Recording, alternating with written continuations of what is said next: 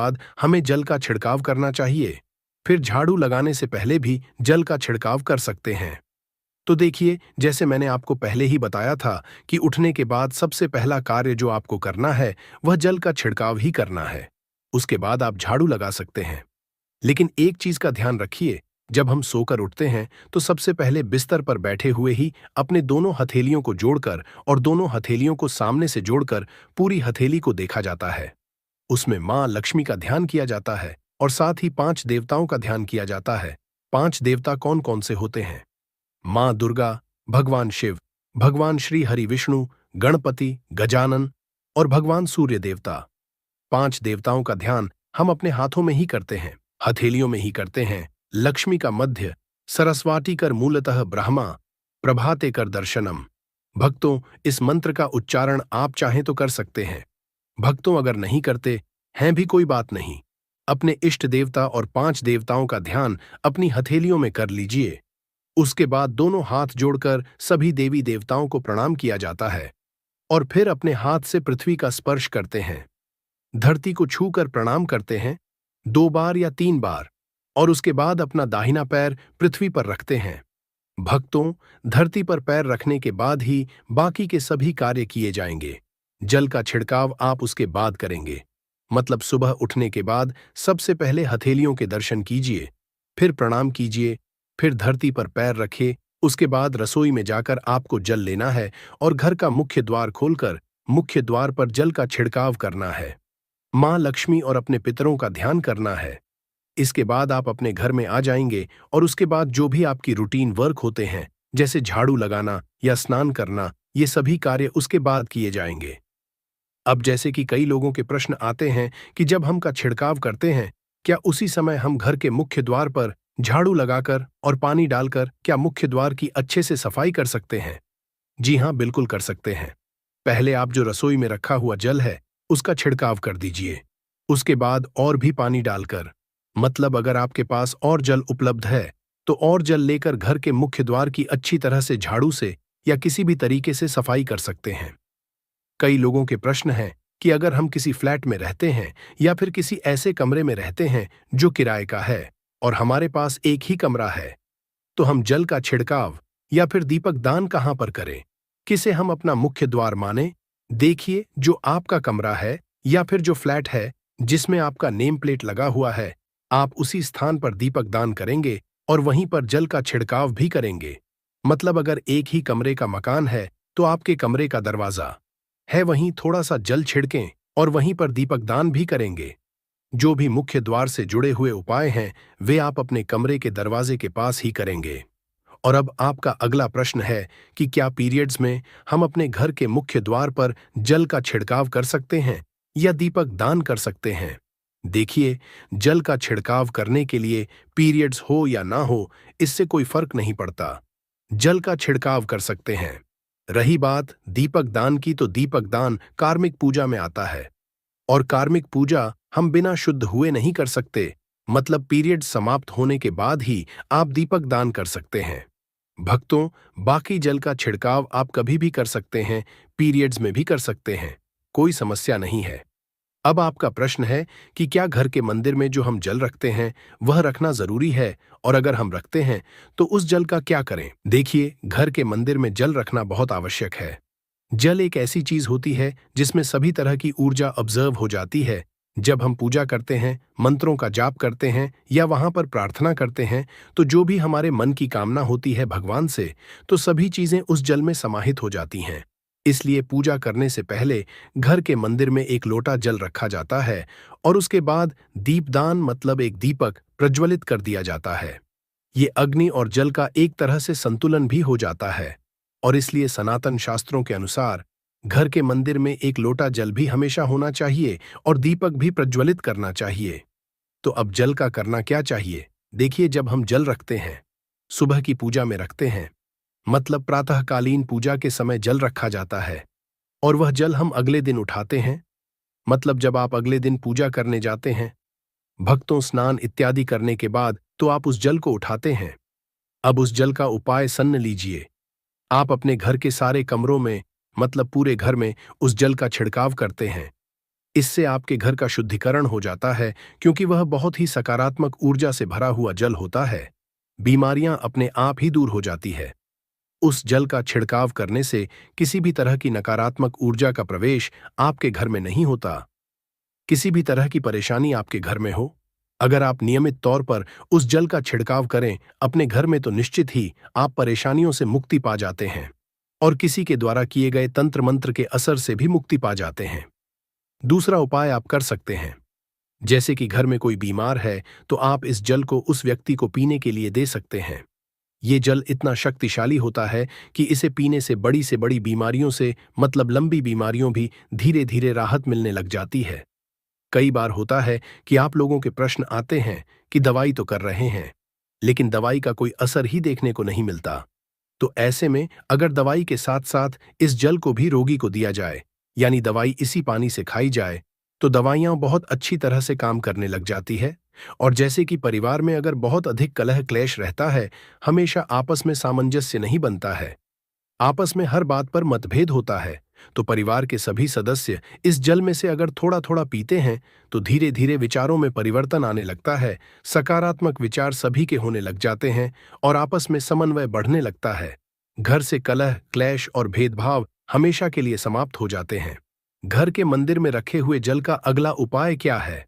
देखिए, अगर आप कोई दुकान करते हैं या कोई व्यापारिक स्थल है आपका, तो प्रतिदिन इस जल में से थोड़ा सा जल लेकर दुकान या व्यापारिक स्थल पर छिड़काव कीजिए।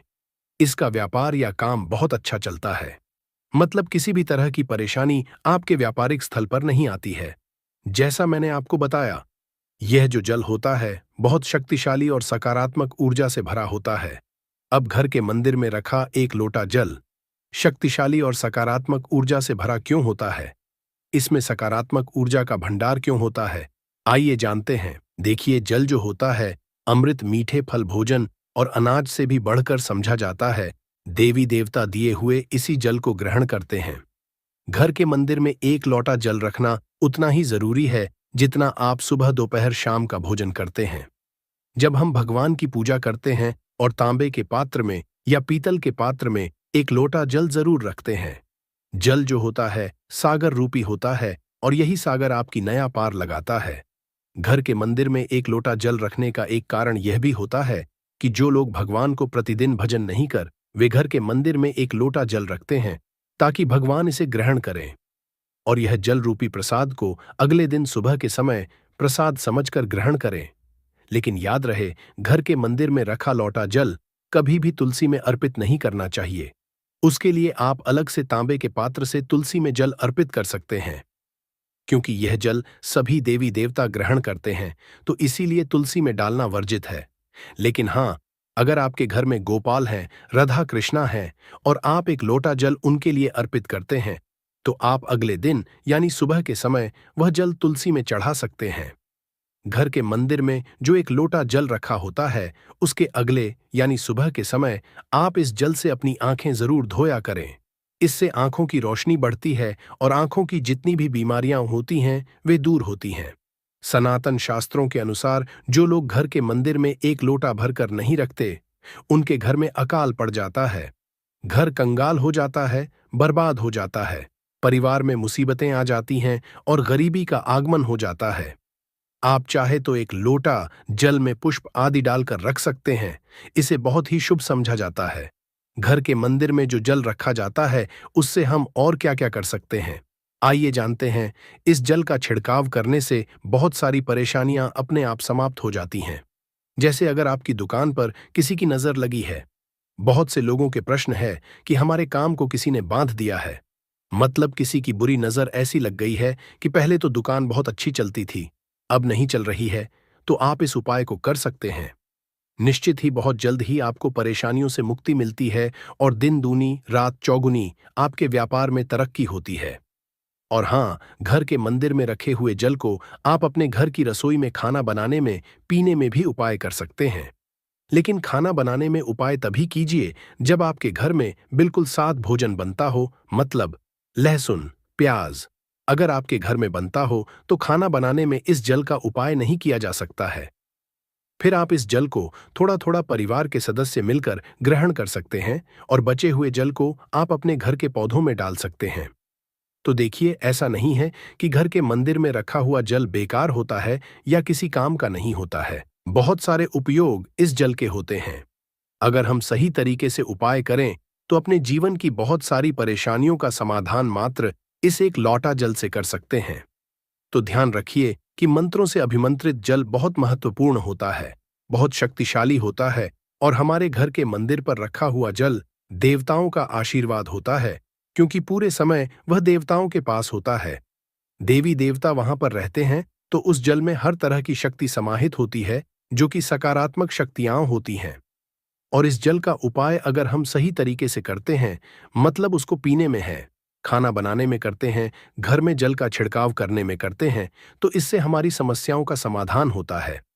अगर कोई भी कार्य नियमित तौर पर मतलब प्रतिदिन किया जाता है तो उसका हमें लाभ प्राप्त होता है।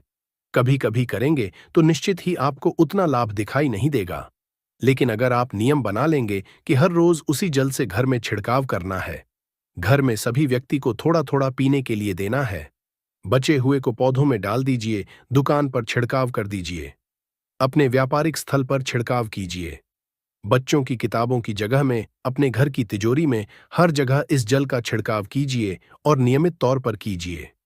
चमत्कार आपको निश्चित ही देखने को मिलेगा। इसी तरह से जो रसोई में रखा हुआ जल होता है, उसका छिड़काव अपने घर के मुख्य द्वार पर कीजिए, तो इसका भी आपको लाभ बहुत ही शीघ्र दिखाई देगा। लेकिन इसे अपने रूटीन में शामिल करना होगा, प्रतिदिन नियम से यह कार्य करना होगा, तभी आपको लाभ देखने को मिलेंगे। और हाँ, कई लोगों के प्रश्न आते हैं कि घर के मंदिर पर जो रखा हुआ जल होता है, तो जब हम अगले दिन उठाते हैं तो उसमें कई बार कुछ चीजें पड़ जाती हैं, कोई कीड़े मकोड़े पड़ जाते हैं क्योंकि खुला होता है। तो क्या हम उसे ढक सकते हैं? जी हाँ, बिल्कुल ढक सकते हैं। जब आप पूजा करते हैं सुबह के समय, तो जब तक पूजा कर रहे हैं, जब तक मंत्र उच्चारण कर रहे हैं, तब तक जल खुला रखिए। और उसके बाद जैसे कि आप पूजा से उठाते हैं, उससे पहले जल को किसी भी प्लेट से या कटोरी से ढक दीजिए। फिर जब आप अगले दिन उस जल को उठाएंगे तो बिल्कुल शुद्ध और साफ सुथरा जल आपको मिलेगा। और उस जल का उपाय आप अपने किसी भी कार्य में कर सकते हैं। और भक्तों, आप जब भी घर के मुख्य द्वार पर जल का छिड़काव करें तो गणेश जी भगवान का यह मंत्र जरूर बोले, एवं गम गणपतये नमः। और जो हमने आपको वीडियो में बताया है उसे ध्यानपूर्वक अच्छी तरह से समझकर अपने घर के मुख्य द्वार पर जल का छिड़काव करें। भक्तों, अब जानते हैं कि दीपक किस पदार्थ का होना चाहिए, लोहे का, तांबे का, पीतल का, कांसे का या फिर स्टील का, माटी का या कांच का। आखिर घर में कौन सा दीपक शुभ समझा जाता है? अगर गलती से भी घर में गलत पदार्थ का दीपक रख लिया है तो पूरा घर अस्त व्यस्त हो जाएगा, कंगाल हो जाएगा, बर्बाद हो जाएगा। भक्तों, देखिए, स्टील के दीपक में पूजा करना घर में शनि को कुपित करता है।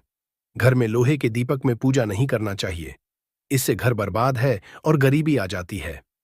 बाजार में लोगों को लुभाने के लिए कांच के दीपक भी आ गए हैं। बिल्कुल भी गलती से भी घर में कांच का दीपक ना लाएं, नहीं तो राहु केतु आपके घर चले आएंगे और घर बर्बाद हो जाएगा। कांच का दीपक शनि और राहु को नाराज करता है, इससे निकली लौ घर में तबाही ला सकती है। कांच का गर्म होना घर में रोग दोष परेशानी उत्पन्न करता है। कच्चा। तो दोस्तों, आज की जानकारी आपको कैसी लगी? ये यकीन शास्त्रों द्वारा रसोई में इन गलतियों को करने वाला व्यक्ति हर हाल में वह निर्धन हो जाता है, उसे गरीबी का सामना करना पड़ता है, पूरे परिवार को इसका खामियाजा भुगतना पड़ता है। शास्त्रों में स्पष्ट बताया गया है कि जिस घर में मां अन्नपूर्ण जी का वास हो जाए तो मां के साथ साथ सभी देवी देवता एक साथ निवास करते हैं। ऐसा करने वालों के घर में अनाज का भंडार धन दौलत से भरा रहता है। जिस भी व्यक्ति के घर में ये गलतियां अगर होती तो इसे आप मामूली ना समझे और ना ही नजरअंदाज करने की गलती करें। आपका पूरा घर निधन हो सकता है। दोस्तों, व्यक्ति अगर जीवन में सफलता करना चाहता है तो उसके लिए सबसे ज्यादा जरूरी है उसके स्वास्थ्य का सही होना, और उसका शरीर अगर स्वस्थ होता है तो व्यक्ति सदैव ही अपने लक्ष्य को हासिल कर सकता है। ऐसे में शास्त्रों के अनुसार अगर आपका रसोई घर अच्छा है, उसमें ये गलती नहीं होती है, तो मां अन्नपूर्णा आपसे प्रसन्न हो जाती है, आपको मालामाल कर देती है। तो चलिए जानते हैं कौन सी है वो गलतियां हैं, परंतु उससे पहले दोस्तों, आपसे रिक्वेस्ट है कि वीडियो को लाइक करें, अपने दोस्तों के साथ शेयर करें और अगर आपने अभी तक चैनल को सब्सक्राइब नहीं किया तो सब्सक्राइब करके बेल आइकॉन जरूर प्रेस करें। दोस्तों, नंबर 1, महिलाएं ऐसी होती हैं जो खाना बनाने से पहले स्नान नहीं करती, हाथ पांव नहीं धोती, रसोई घर में खाना बनाते समय इधर उधर जैसे बाल में या मुंह पर हाथ लगाती है और फिर बगैर हाथ धोए बिना हाथों को साफ किया खाना बनाती है, तो ऐसे में खाना दूषित हो जाता है। इस तरह का खाना खाने पर घर परिवार में बीमारी आती है। माता अन्नपूर्णा जी नाराज हो जाती हैं। ऐसे घरों में दरिद्रता का वास हो जाता है। ऐसे घर में रहने वाले व्यक्ति कामयाबी हासिल नहीं कर पाते और राहु केतु का भी बुरा प्रभाव पड़ता है। इसीलिए गलती कभी भी नहीं करनी ही चाहिए। सदैव स्वच्छ हाथों से ही खाना बनाना चाहिए। ऐसा करना माता अन्नपूर्णा को अति प्रसन्न करती है। दोस्तों, नंबर 2 शास्त्र में बताया गया है, जहां पर महिलाएं भोजन बनाती हैं, वह स्थान स्वच्छ ना हो तो राहु केतु का बुरा प्रभाव पड़ता ही है। साथ ही क्षण भी रुष्ट हो जाते हैं। ऐसे घरों में कमाने वाले व्यक्ति पर बुरा असर होता है। पूरा हर धीरे धीरे निर्धनता का शिकार होता चला जाता है। इसीलिए घर सदैव साफ सुथरा रखना चाहिए और गंगा जल से छिड़काव जरूर करना चाहिए। ऐसा करने से माता अन्नपूर्णा आकर्षित होती है और आपको आपके हर कार्य में कामयाबी मिलेगी। साथ ही उसके परिवार के हर सदस्य को उनके काम में कामयाबी मिलती है। नंबर 3, दोस्तों, अपने घर में धारदार चीज नहीं रखनी चाहिए। इससे परिवार में तनाव बढ़ता है और झगड़े आदि होने लगते हैं। ऐसे में रसोई घर में 1 या 2 से ज्यादा चाकू छुरी नहीं रखने चाहिए, ऐसे जिसका आप उपाय नहीं करते हैं, परंतु आपने अब तक रसोई घर में उसे रखा हुआ है, तो ऐसे ही बेकार परिधारदार वस्तुओं को तुरंत ही बाहर कर देना, क्योंकि ऐसी चीजें घर में रखने से नकारात्मकता आकर्षित होती है। इससे काफी बुरा प्रभाव पड़ता है। नंबर 4, रसोई घर के सामने जूते, चप्पल, झाड़ू, पोछा कभी भी नहीं रखना चाहिए। इससे माता अन्नपूर्णा नाराज होती है और पूरे घर को गरीबी का सामना करना पड़ता है। इसे पाप भी समझा जाता है। इसीलिए आपको कभी भी चप्पल, जूते या झाड़ू, पोछा घर के सामने नहीं रखनी चाहिए, क्योंकि इससे घोर अनर्थ हो सकता है और माता नाराज हो सकती है। नंबर 5, रसोई घर में खाना बनाते समय में महिलाओं को भोजन झूठा नहीं करना चाहिए। ऐसा करने मां अन्नपूर्णा जी का पूर्ण अपमान होता है। इससे घर में दरिद्रता का वास हो जाता है और माता लक्ष्मी भी घर से रूठकर चली जाती है। बहुत सी महिलाएं खाना बनाते समय खाने में नमक या मसाले चेक करने के लिए भी खाने लगती है। ऐसा नहीं करना, शुभता का ख्याल रखें और खाना बनाते समय पूरे खाने को कभी भी झूठा न करें, क्योंकि ऐसे में उनका अपमान समझा जाता है। घर की सुख शांति भंग हो जाती है। इसीलिए अगर आप खाना बनाएं तो सबसे पहले आप खाने को थोड़ा कहीं पर चढ़ा दें, थोड़ा सा किसी को खिला दें, तब भी आप भोजन छक सकते हैं। नंबर 6, अगर बार बार आपके भोजन में बाल निकल आते हैं, इसे आप मामूली ना समझें। ऐसा समझा जाता है कि खाने में बार बार बाल आना राहु केतु का बुरा प्रभाव होता है। ऐसा घर सदैव निधन का निधन ही रहता है। खाने में कभी भी बाल नहीं आना चाहिए, क्योंकि यह मां अन्नपूर्णा का सबसे बड़ा अपमान समझा जाता है। ये घोर अनर्थ समझा जाता है। ऐसे में शुद्धता भी भंग हो जाती है और परिवार को भयंकर बीमारियों का सामना करना पड़ सकता है। ये भूल कर भी ना करें और खाना बनाते समय सदैव औरतों को अपने बाल बांधकर ही खाना बनाना चाहिए। दोस्त, वास्तुशास्त्र के अनुसार कुछ वस्तुएं ऐसी हैं जो रसोई घर में बिल्कुल भी नहीं रखनी चाहिए। इन्हें रखने से परेशानियों में वृद्धि भी होने लगती है। नंबर 1, शीशा घर को सुंदर रखने के लिए कुछ लोग किचन में शीशा लगा देते हैं, परंतु शास्त्र की माने तो रसोई घर में शीशे का उपाय नहीं करना चाहिए। ऐसा इसलिए कि क्योंकि किचन में चूल्हा अग्निदेव का सूचक समझा जाता है। अगर शीशे में अग्नि का प्रतिबिंब दिख जाता है तो घर में अशुभ समझा जाता है। इसके कारण घर में कलह क्लेश बढ़ाने लगते हैं। इसी के साथ साथ घर की आर्थिक स्थिति भी बिगड़ने लगती है। तो यह गलती आप ना करें। नंबर 2, गुंथा हुआ आटा। कई बार महिलाएं किचन में रोटी बनाने को गुंथा हुआ आटा या बचा हुआ आटा फ्रिज में छोड़ देती हैं और सुबह उसी का उपाय रोटी बनाने के लिए करती है। वास्तु के अनुसार ये सही नहीं होता। रसोई घर में गूंथा हुआ आटा रखने से शनि और राहु का नकारात्मक प्रभाव पड़ने लगता है। इसी का से जीवन में अनेक तरह की समस्याएं होने लगती हैं। नंबर 3,